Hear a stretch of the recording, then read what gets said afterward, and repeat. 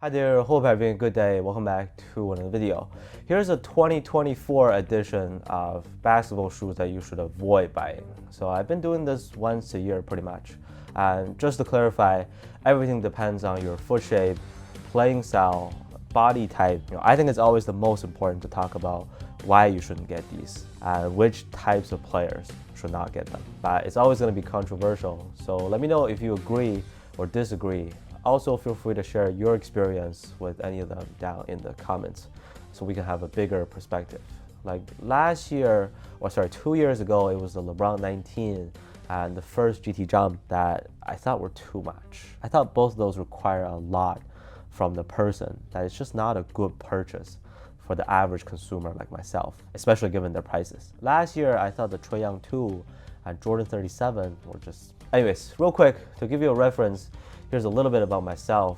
I'm basically average height, slightly heavier than average weight, depending on dinner the day before. I have slightly wider feet and extremely flat feet. As far as playing style goes, I don't really have one. The best ability is availability.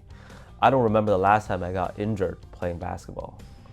Knock on wood, but I'm just not that type of a person. Nowadays, before I dive for a loose ball or something like that, I got shoes to wear and kids to take care of. So yeah, consider me an average pale Asian guy that you see on the court, but I do have wide and flat feet.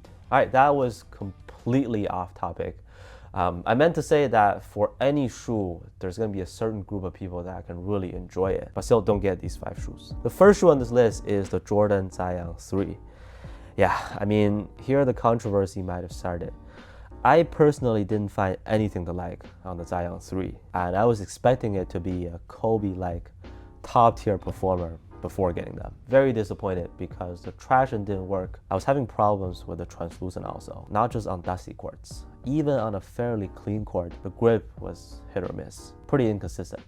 The Zion 3 is also just not a comfortable shoe, as simple as that. Here you gotta factor in the width. They're very narrow. I felt like I was wearing a long piece of bread on feet.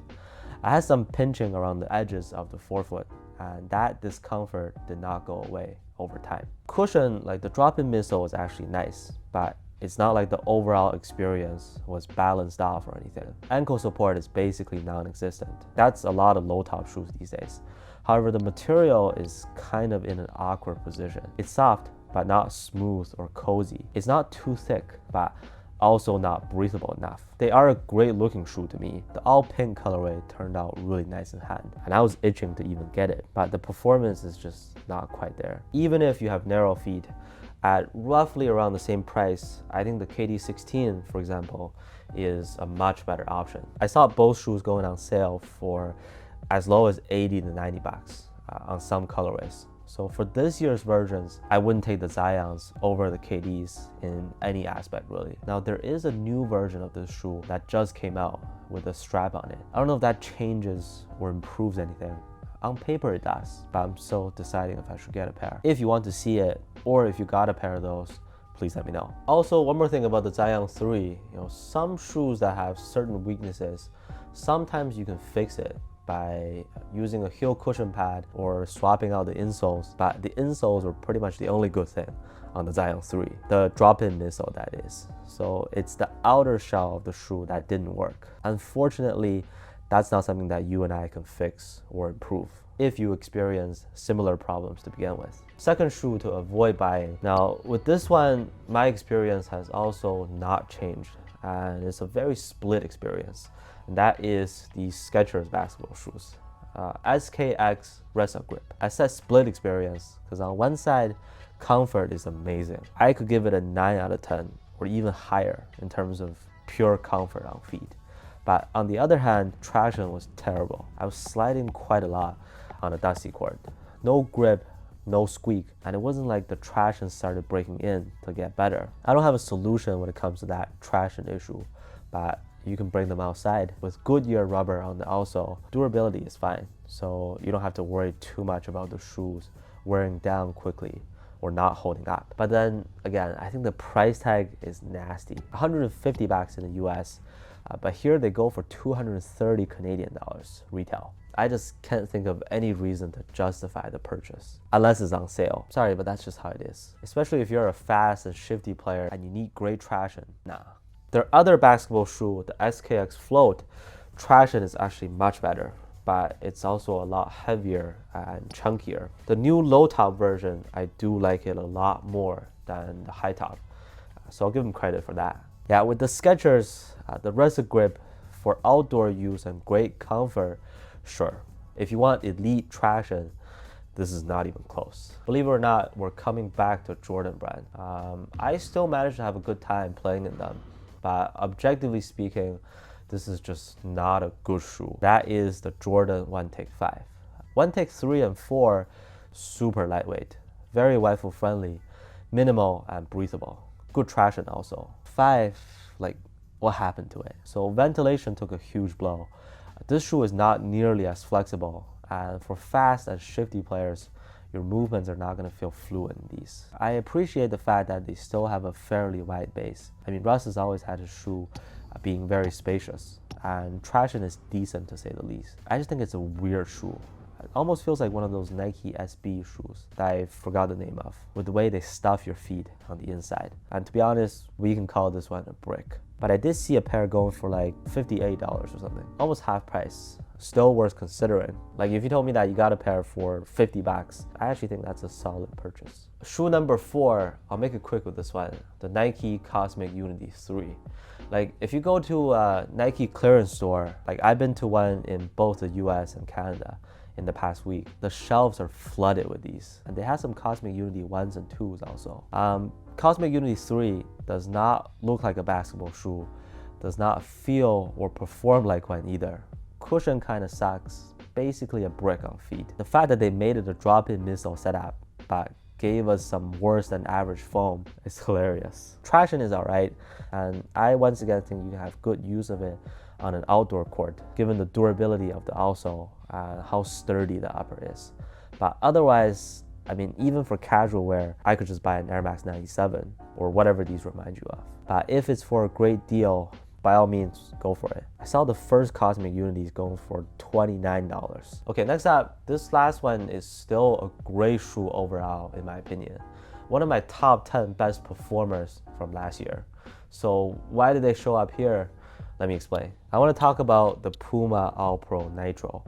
Yes, I still think this is Puma's best hoop shoe right now, but their solid rubber and translucent outsoles are just day and night.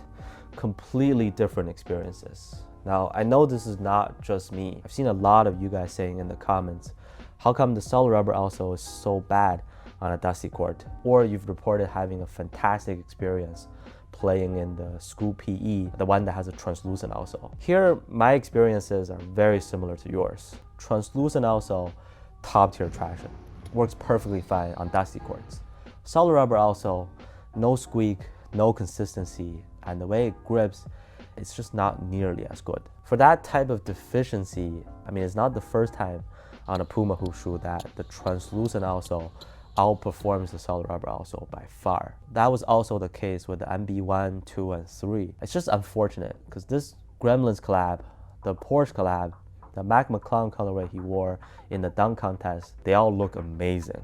Beautiful pairs. But solid rubber on the All Pro Nitro, you gotta be careful at least. Similar to the All Pro Nitro with the solid rubber also, another good shoe that had significant downsides on certain colorways. I can point out the 808-3 Ultra Oxygen. Once you start having the material folding like that, it becomes pretty annoying. It doesn't really go away and causes some minor pinching. But I didn't put it into the 5 shoes to avoid because it's really just a very specific issue, not a deal breaker. And on their purple colorway, or the high top V2, the materials were totally fine. Looking back at some of the shoes that I suggested to avoid in previous years, their newest versions pretty much all had an improvement.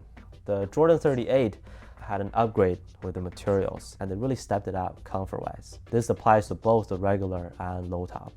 Giannis Immortality 3, much better fit and playability. Trae Young 3 technically became better too, or at least more unique. Oh, the LeBrons, I mean, the 20 and 21 are just beasts.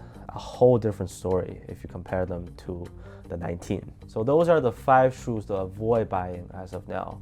They're just based on my personal experience.